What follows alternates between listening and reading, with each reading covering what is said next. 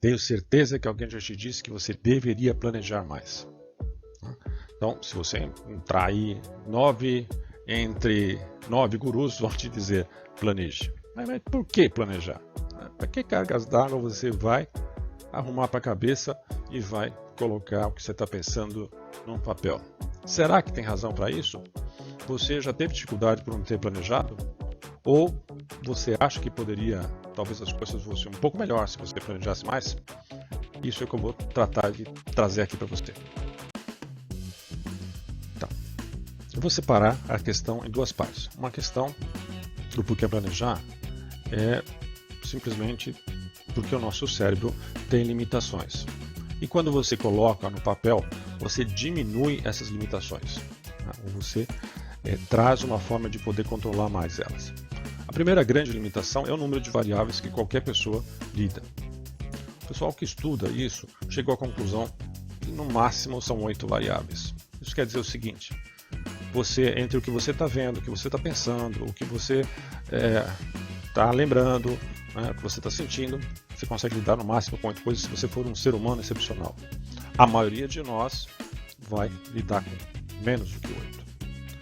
Isso quer dizer que se você tem um plano e está com outras coisas acontecendo, como é normal na sua vida, a chance de você esquecer algo ou de deixar para trás é grande.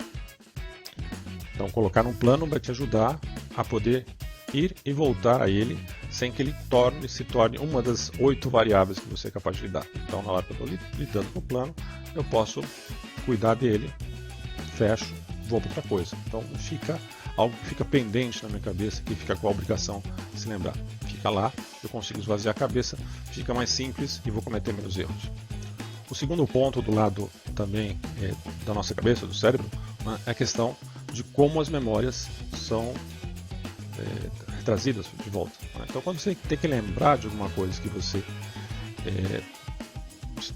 decidiu fazer, assim como qualquer outra coisa que você traz na memória, ela não volta de uma forma fidedigna ou totalmente fidedigna como a gente tem, por exemplo, quando traz um vídeo. Um vídeo grava tudo que está lá. A nossa memória, ela grava pontos importantes, grava aspectos importantes e depois ela reconstitui para nós a partir desses aspectos importantes. E essa reconstituição, ela é feita a partir do que está acontecendo e do seu histórico. Isso quer dizer, você deve ter ouvido falar até inclusive de falsas memórias, tem vários cases aí, mas isso afeta também os projetos. Porque você põe algo na cabeça, você, tá bom, memoriza que vai ser assim, que vai ser assado, mas com o tempo as coisas vão acontecendo e a sua cabeça vai distorcendo lentamente isso, ou seja, o que você tinha planejado, as etapas, as atividades. Por quê? Por conta da circunstância. Então, alguma coisa que eventualmente se tornou muito complicada para fazer, você talvez traga menos, porque você está sentindo aquilo pesado. Ou alguma coisa que seja leve, você puxe mais, porque ocupa menos o seu cérebro, então você vai lembrar mais. Então, você acaba desbalanceando o que fazer ou o que não fazer dentro de um planejamento. Essa é a questão mental da história, ou a questão do nosso cérebro. Então, a primeira motivação para fazer um plano, que é tirar da cabeça e colocar no papel, é porque a nossa cabeça, de fato, tem limitações que o papel ou outro sistema qualquer, desde que seja documentado, vai ajudar a resolver. Então, você já passou pela sensação de que algo que você tinha imaginado aconteceu exatamente como você acreditava no começo? Ou outra coisa aconteceu e modificou o que você tinha imaginado no começo? Então, quando você planeja, essas questões elas vão ficando mais claras e você inclusive pode aprender com elas. Então, o segundo grande ponto de planejar, que é colocar alguma coisa no plano, que é colocar alguma coisa que se torne visual, pode ser um sistema, uma planilha, seja lá o que for, é você ganhar mais controle sobre aquilo que você está almejando, aquilo que você está querendo. Então, quando você coloca no plano, e colocar no plano é relacionar os comos, os porquês, os quandos, os quem, os quantos, e fazer os cascateamentos, como a gente chama, ou seja, o que tem que acontecer primeiro, o que tem que acontecer depois, e você começa a ter tudo isso de uma forma visual. Então fica mais fácil de priorizar, entender onde você vai gastar mais, onde você vai gastar menos, onde você precisa de mais tempo, onde você precisa de menos tempo. Então tudo isso vai ficando mais claro. Ao ficar mais claro, a chance de que isso dê errado diminui bastante. Então essa é a segunda grande motivação, que ao colocar as coisas de uma forma estruturada e de fato no plano, você ganha muito controle sobre aquilo que você almeja fazer. E ao ganhar muito controle, você despenca, né, o seu risco.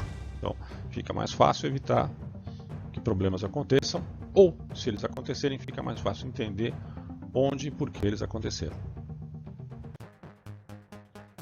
E aí, para concluir essa primeira postagem sobre planejamento, é legal entender que existem vários tipos de planejamento. E conforme o contexto, você pode usar mais um, mais outro. Por exemplo, quando você tem alguma coisa que tem começo, meio e fim, você faz o que a gente costuma chamar de projeto. E quando você tem alguma coisa que é repetitiva, o tempo inteiro ela acontece e ela se repete, você tem o que a gente chama de processo. Nos dois casos, você tem planejamento. Você planeja para que aquele projeto tenha sucesso, ou você planeja para que um determinado procedimento ou processo se repita também com sucesso. Então a gente vai falar disso nas próximas, e é importante que você também, né, entenda, ou eu gostaria que você entendesse, que quão diferentes as coisas podem ser se você planejar, principalmente para aquelas questões que são mais complexas. Então, não vou falar para você estar planejando uma viagem de meia hora até a próxima cidade, uma coisa que você faz isso com o pé nas costas.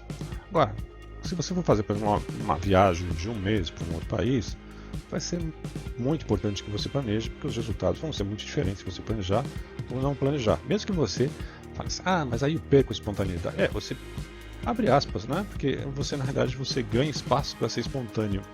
Eu conheço muita gente que viaja, faz viagens maravilhosas, eu mesmo já fiz algumas, e dá muita diferença quando você não tem que se preocupar com uma série de aspectos que fazem parte de uma grande viagem.